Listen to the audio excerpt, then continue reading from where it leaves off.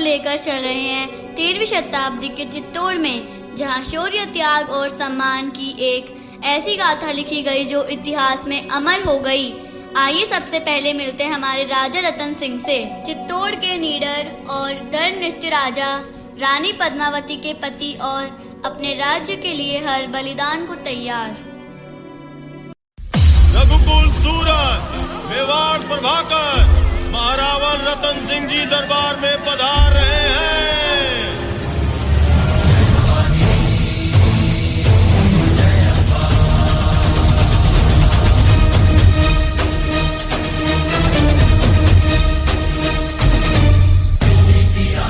शान को संभाले, मात कहो माई कहो गले से लगा ले, सिद्ध नेत माई भक्त को रिझावे, असुर मारे सर्व गाए जय जय जगदम्बे।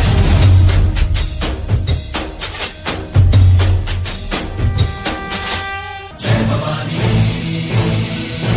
जय अम्बा।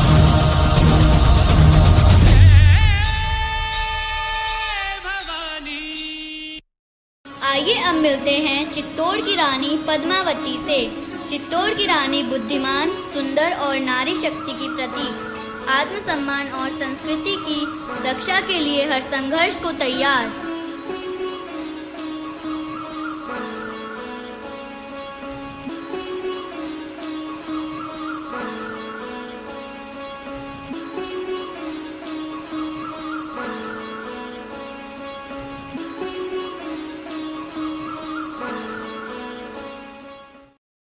अब मंच पर आ रहे हैं इतिहास के वो किरदार जिसकी नजरें सत्ता पर थी और इरादे कपट से भरे थे। दिल्ली का सुल्तान अलाउद्दीन खिलजी।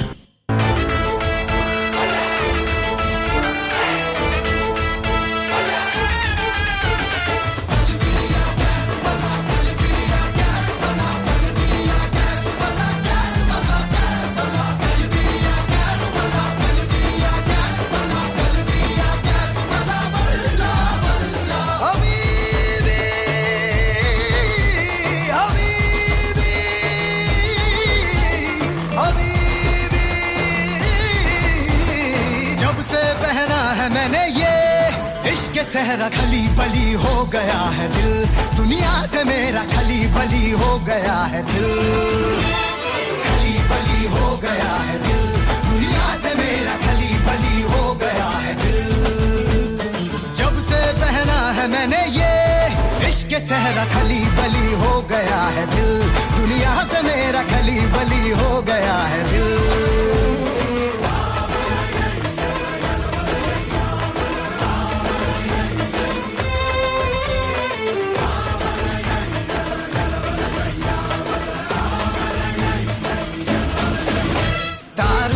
दिल के सब टूट से गए, नींदों वाले जुगनू रूठ रातों से गए, कारोबार दिल के सब टूट से गए, नींदों वाले जुगनू रूठ रातों से गए, कारोबार दिल के सब टूट से गए, नींदों वाले जुगनू रूठ रातों से गए। लग सा गया है ख्वाबों का आंखों में डेरा, खली बली हो गया है दिल, दुनिया से मेरा खली बली हो गया है दिल, खली बली हो गया है दिल, दुनिया से मेरा खली बली हो गया है दिल।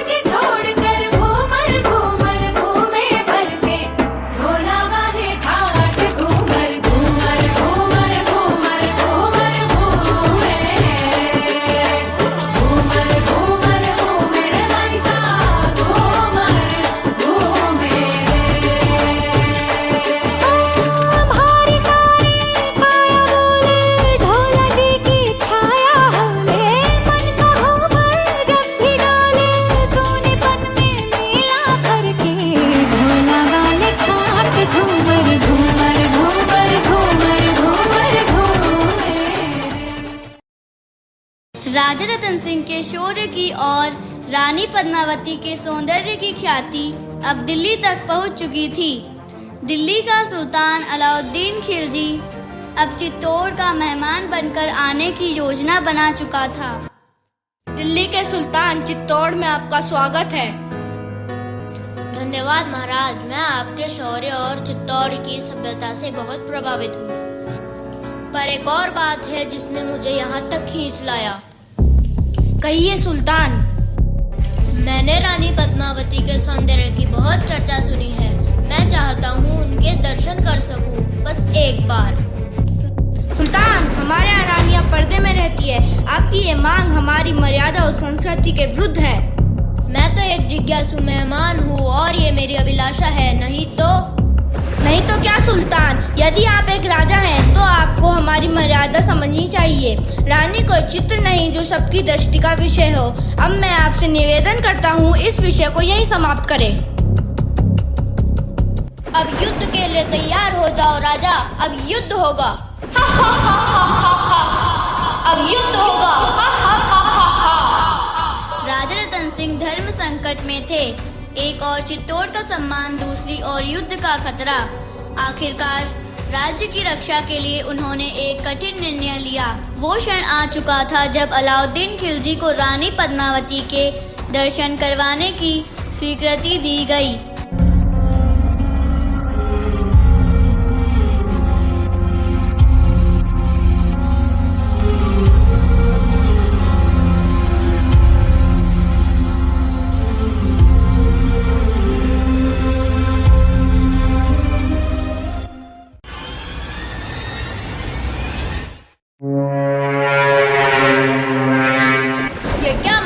रतन सिंह, मैंने रानी के दर्शन मांगे थे और आपने मुझे एक दर्पण में परछाई दिखाई। ये धोखा है। सुल्तान, ये धोखा नहीं, ये चित्तौड़ की मर्यादा थी। हमारी रानियां पर पुरुषों के समक्ष प्रकट नहीं होती। आपने दर्शन मांगे, पूरे किए। अब आप शांति से लौट जाएं, यही उचित होगा। अब युद्ध होगा। अब चित्तौड़ को अपने अहंकार की कीमत चुकानी होगी। सुन लो राजा रतन सिंह। युद्ध का समय आ गया था। चित्तौड़ की भूमि रणभूमि बनने वाली थी। राजा रतन सिंह अंतिम बार रानी पद्मावती से मिलने आए। यह मेरे रथ की छाप है, मेरा प्रण, मेरा आत्मसम्मान। अगर मैं लौट न सकूं तो जान लेना, अंत तक मैं चित्तौड़ के लिए लड़ा। राजा, आप रणभूमि में शौर्य का इतिहास रचेंगे और मैं वचन देती हूँ, यदि चित्तौड़ खतरे में आया तो मैं जौहर कर लूंगी, लेकिन खिलजी को कभी अपने दर्शन नहीं दूंगी। हमारे सम्मान से बड़ा कुछ नहीं है। मैं अपने राजपूती शान को झुकने नहीं दूंगी।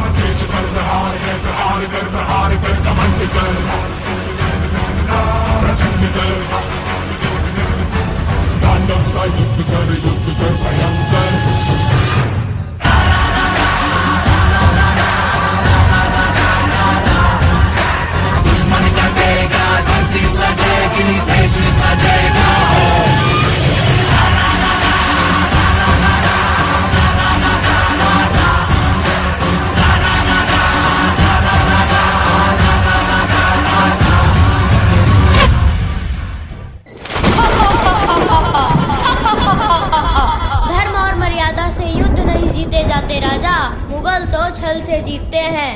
तू जीत नहीं पाया खिलजी, बस तू लज्जित हुआ है, क्योंकि मेरी रानी मेरी मर्यादा है। कभी तुझे ना मिली है ना मिलेगी। चित्तौड़ की धरती लहूलुहान थी। राजा रतन सिंह अब इस दुनिया में नहीं रहे।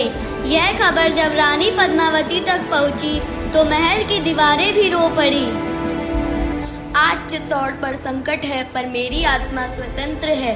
राजा रतन सिंह वीर गति को प्राप्त हो चुके हैं। हे अग्निदेव, आज मैं अपने स्वाभिमान को सुरक्षित रखने के लिए आपकी शरण में आ रही हूँ। राजपूती शान कभी नहीं झुकी है, ना कभी झुकेगी।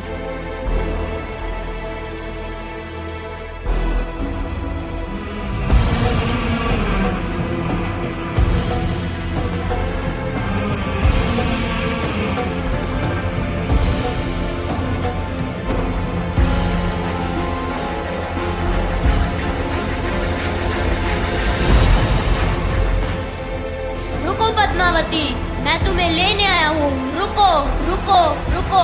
नहीं, नहीं, ये मेरे साथ धोखा हुआ है। मैं चित्तौड़ को जीत गया पर पद्मावती को हार गया।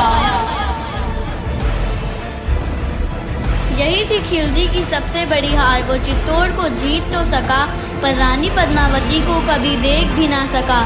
स्वाभिमान की है ज्वाला सदियों तक उसकी पराजय की गवाही देती रहेगी।